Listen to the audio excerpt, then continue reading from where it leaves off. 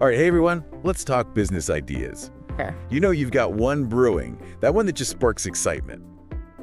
But before we go full speed ahead, are we sure it's a winner? You know, it's funny you should say that because that's exactly what we're diving into today. We're taking a deep dive into this YouTube script, and it's all about validating your business idea, you know, before you go all in. Makes sense, right? Yeah. I mean, I've definitely had ideas that I thought were totally brilliant, and then, Oh, yeah. yeah, not so much. We've all been there. And that's exactly why this whole idea of validation is so important. It's like having a safety net before you jump off that high dive. So we're not just jumping into the deep end, we're like testing the waters a bit first. Exactly. And the cool thing is this script lays out a really clear, like 5-step process to do just that. Okay, I'm intrigued. Give me the rundown. What's step one? All right, so step 1 is all about, understanding the market. It's like checking the weather before you head out for a picnic.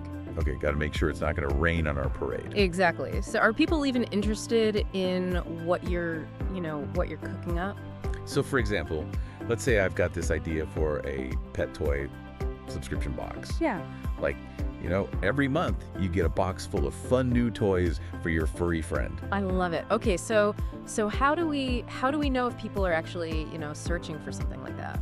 Well, that's where step 1 really kicks in. Right. The script talks about using tools like Google Trends to see, how many people are actually searching for things like monthly dog toys or cat subscription boxes. Right. And a high search volume is definitely a good sign. But it's not just about knowing that people are searching, it's about understanding why they're searching. Like what are they looking for specifically? What problems are they trying to solve? Exactly. What are their pain points? And that's where surveys can be so valuable. Oh, interesting. So you could ask potential customers, like what frustrates you most about buying pet toys? Yeah. Or what would your dream pet toy subscription box look like? Ooh, that's good. So we're not just throwing stuff out there blindly. We're actually getting insights from the people who would actually be buying our products. Exactly. And that's the beauty of step 1. You know, it's all about gathering that crucial information before you even start building anything. Okay, so now we've got a good grasp of the market. We know people are interested. We've got some insights into what they want. What's next? Do we just dive in and start building the full-blown, website and sourcing all the toys? Oh, not so fast. The script actually advises us to pump the brakes a little bit and start with something called a minimum viable product, or MVP for short. MVP, huh? Yeah. Interesting.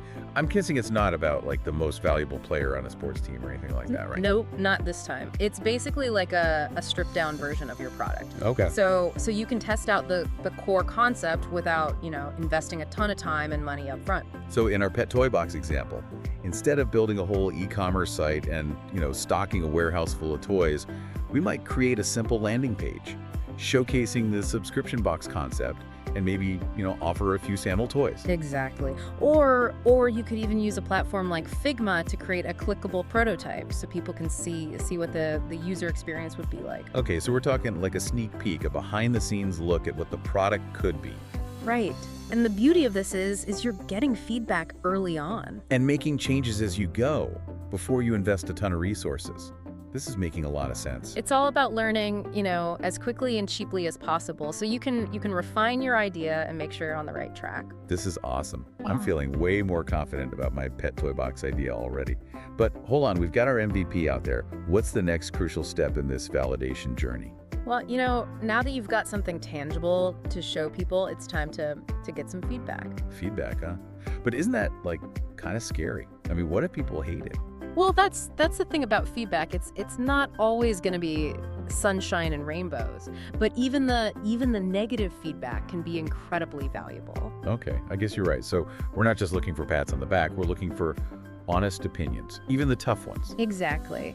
And the script emphasizes the importance of actively seeking out that feedback, not just waiting for it to come to you. So reach out to those early adopters, the people who are trying out your MVP, and don't be afraid to ask those tough questions. Right. Like, what would make this even better? Or what's missing that would make you a raving fan? That kind of feedback is gold. It's pure gold. It helps you shape your product into something that people actually want and need. And you know what's really cool about this step? You often get insights that you never even considered. Like a whole new perspective on your product. Right. You might discover a whole new use case for it, or a feature that you thought was, insignificant turns out to be a game changer. Wow, I love that. It's like turning lemons into lemonade, or even better, like turning those lemons into a whole new amazing recipe that no one's ever tasted before. Okay, so we're gathering feedback, we're tweaking our MVP, but what about the competition? Do we just ignore them and hope for the best? Well, ignoring them might not be the best strategy. I was afraid you were going to say that.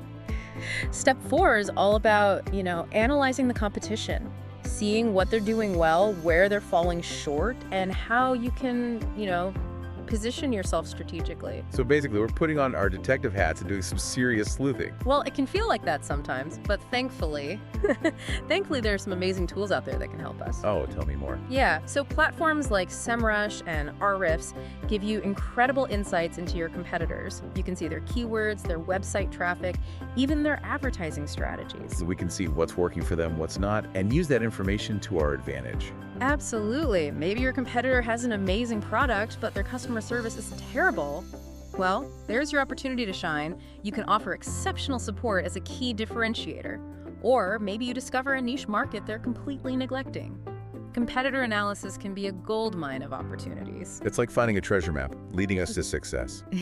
Okay, so we've researched the market, we've built our MVP, we're gathering feedback, and we're keeping a close eye on the competition. Feeling pretty good about our business idea now. So are we ready to launch? What's the final step in this validation journey? Well, almost. But we've got one more crucial step before we hit that launch button. Okay, I'm all ears. Lay it on me. What's the final hurdle? It's all about testing the market. This is where we put our validated idea to the ultimate test. Okay. And we see if people are actually willing to put their money where their mouth is. Oh, I like that. It's like show me the money time. We've got all this great feedback. We've refined our products, but now it's time to see if people are actually going to buy it. Exactly. And the script highlights, crowdfunding platforms like Kickstarter and Indiegogo as really powerful tools for this. Crowdfunding, huh? I've definitely seen those campaigns before. People raising money to, launch their product or their business idea. Right. And what's great about it is you're not just asking people if they like your idea. You're giving them the opportunity to actually pre-order it. Invest in it, Yeah, that makes sense. It's like a vote of confidence. If people are willing to put their own money down, that's a pretty strong signal that they believe in what you're doing. Exactly. And you might even end up with some seed money to get your business off the ground. Bonus. So we've talked about the steps, but I'm curious, are there any real world examples of this validation process in action? It's funny you should ask that because the script actually dives into a really fascinating case study. Oh, tell me. I love a good story. It's the story of a vegan snack bar that went through this entire validation process. Vegan snack bar, huh? Okay, I'm already intrigued. And they had some incredible success with it. So they started with market research, just like we talked about, and they found that, searches for vegan snacks are on the rise. Okay, so there's definitely interest there. People are looking for plant-based treats. Right. But they didn't stop there. They wanted to really understand the nuances of this market.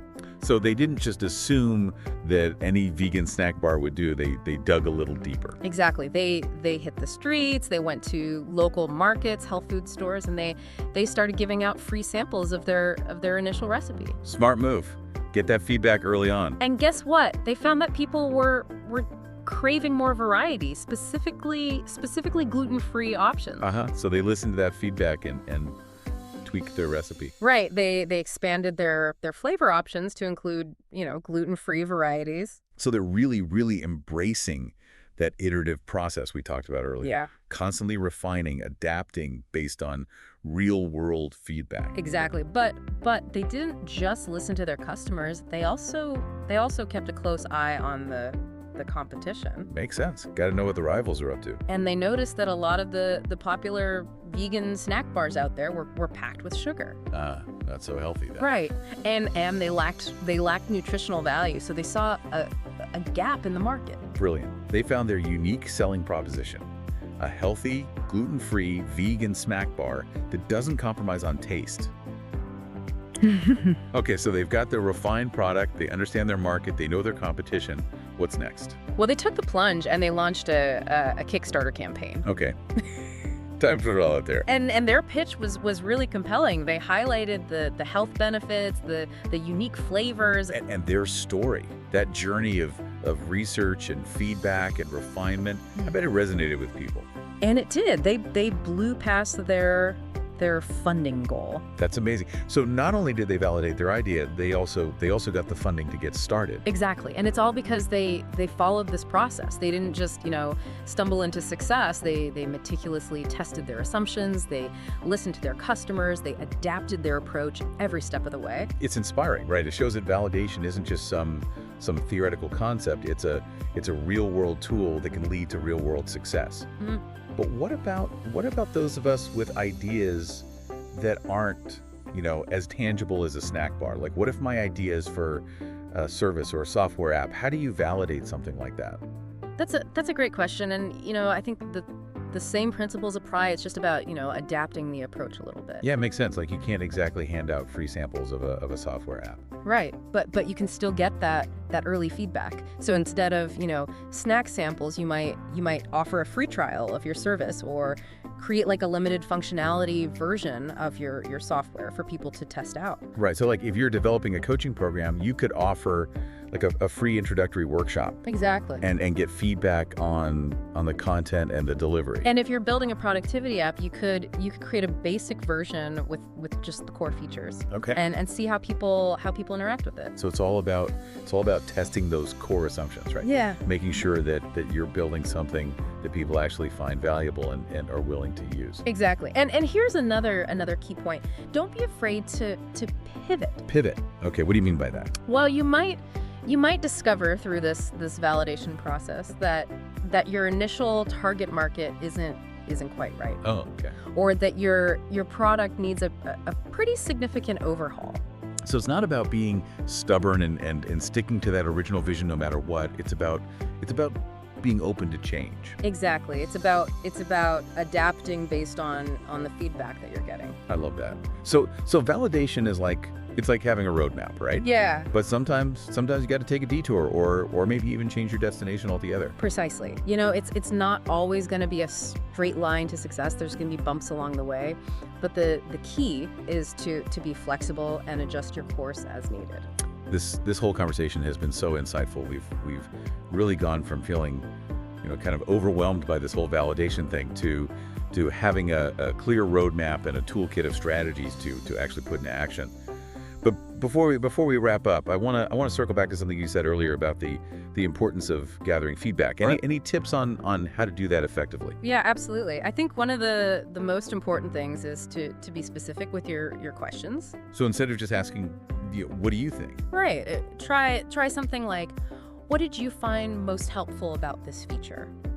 Or what would make you, more likely to use this service regularly? And don't be afraid to dig deeper. Yeah. Right. Ask those follow-up questions. Exactly. The more insights you can gather, the better equipped you'll be to make informed decisions. So as we wrap up this deep dive into validating business ideas, what's the one key takeaway you want to leave our listeners with? I would say remember that validation is a journey. Oh, it's yes. not a destination. Love it. So embrace the process, be open to feedback, and never stop learning. Exactly. And for all of you out there with those amazing ideas brewing, what's one small step you can take today to start validating your business idea? Share it with us. We want to hear about the incredible things you're creating. And remember, the world needs your ideas, but it needs them validated. Until next time, keep diving deep.